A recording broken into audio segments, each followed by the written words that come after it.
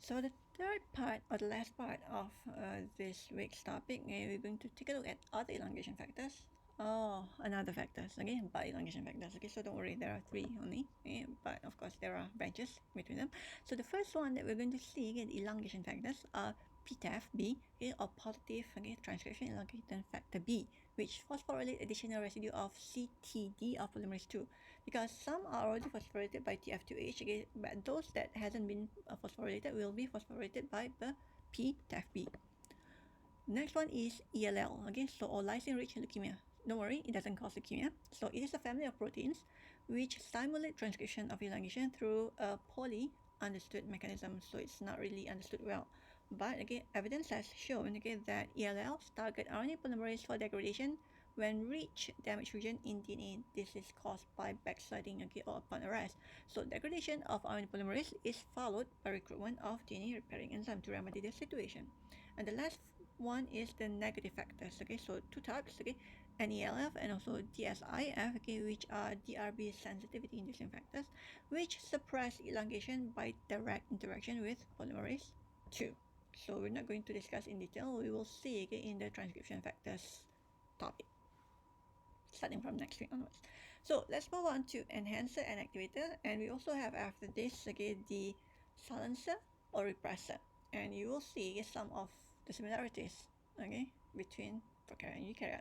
So enhancer and activator. So basically this should be N, okay, actually it's not or, okay, but okay, both of them, okay, actually have to be there, okay, or have function, and they are different. Enhancer, okay, is made of DNA sequence nucleotides, and it is motif located upstream or downstream of the promoter region. Okay? And activator are regulatory protein which binds to the enhancer sequence. So enhancer is also known as a distant control sequence, whereby when it binds to activator protein, it enhances level of transcription. Hence, okay, when it binds, okay, when two binds, okay, so DNA will loop, okay, as you can see over here, okay, so DNA loop, okay, and activator will be in direct contact with the initiation complex, of course by transcription factor. So interaction between the activator and transcription complex facilitate recruitment of RNA polymerase to start transcription. So your gene is going to be turned on and mRNA is made. Very simple, as you can see over here. All right, so I have two questions for you. Okay, the first one, okay, is on enhancer and activator. If we consider the transcription machinery of a eukaryotic gene as a car, and who doesn't know what a car is, right? And some of you do drive, okay, own a car, okay, or should have a license. What does activators act as? A brake or a gas pedal? Only one, not both. So the next one, the opposite, is the silencer or repressor. So remember repressor from your prokaryote? Okay, so don't forget that. Now silencer, okay, is the opposite of your enhancer, comprised of DNA sequence located also upstream or either downstream of the promoter region, and repressor are regulatory protein, okay, that binds to silencer, not to enhancer.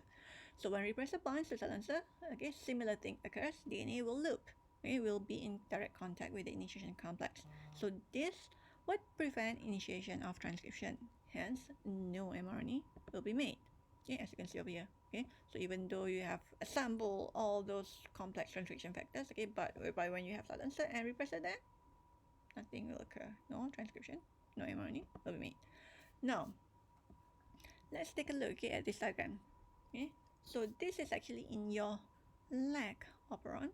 Okay, so well, basically they are both, okay, in leg operon, okay, but again, remember in leg operon, okay, whereby, okay, when you have it negatively regulated, whereby when you have the repressor and when the repressor is basically being dropped off, okay, so isn't this, okay, more or less similar to what is occurring when you have a silencer and repressor in eukaryote? Think about that. Okay, so I'm giving you, okay, to basically see, okay, how different or how almost similar they are, okay, the silencer and repressor. Okay, of course, okay, usually in the form of repressor. So in prokaryote, repressor bind to operators downstream of the promoter of the operon, whereby it is actually within it. Okay, but in eukaryote, the repressors bind to the silencers, which is located away from the gene, not within the gene, okay, some distance away. For the prokaryote, again, so the binding to a sequence downstream blocks the movement of RNA polymerase. So RNA polymerase basically could not even get close to it. It will be bounced off. Okay? But in eukaryote, again, repressor bound to silencer interact with transcription initiation complex.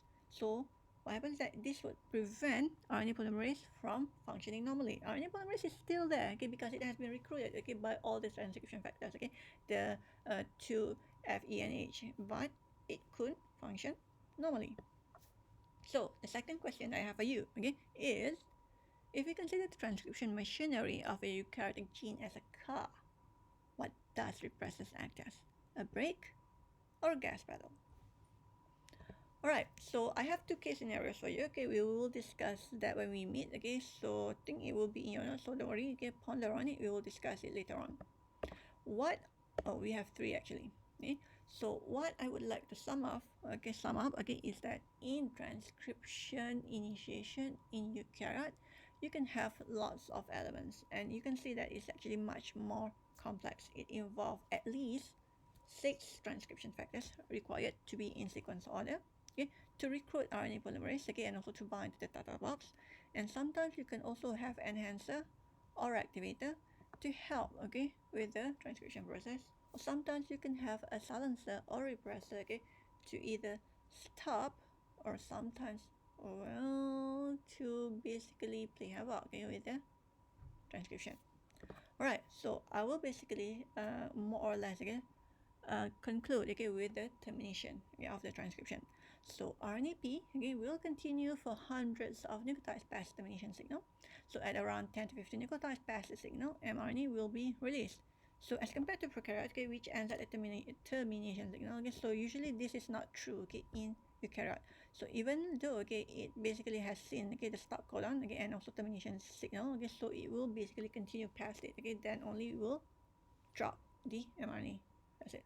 Okay, so there you have it. Okay, the general regulation process in eukaryote.